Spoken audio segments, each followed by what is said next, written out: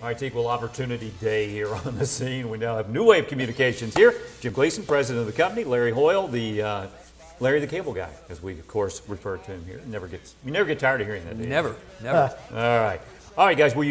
Last night, Hopkinsville City Council passed the resolution to accept, I guess, the agreement with AT&T. So now competition's coming in. What's your thoughts today, later? Well, first blush, we've spent just a little time with the agreement, and it's a sweetheart deal for AT&T as compared to our agreement with the city, the franchise that we have. And at first blush, it doesn't look like AT&T is as nearly committed to the city of Hopkinsville as we are. Okay. We provide service to the entire city. They're not going to.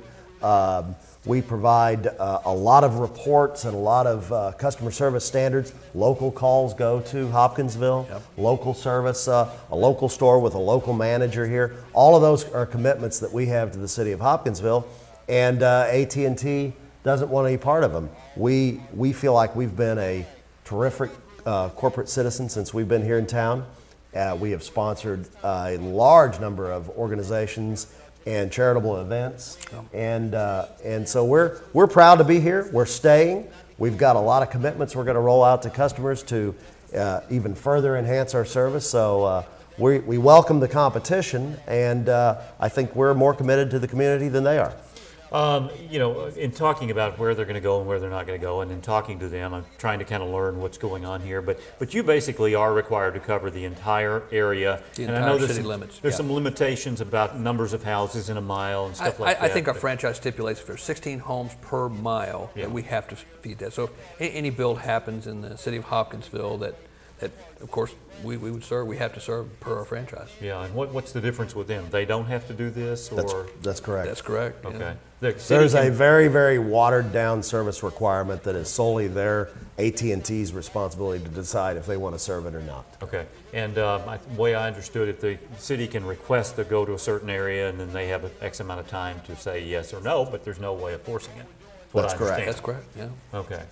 Well, I mean, you guys have been here now, what, 3 years? That's correct. Wow, time flies when you're having fun. That's right.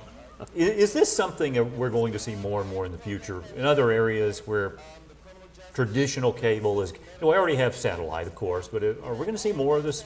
Oh, I think absolutely. We have some other areas, other communities where we serve, where the phone provider provides video service. And I want to reiterate, there was a lot of conversation in the community here about what all this meant, and that competition was trying to be blocked.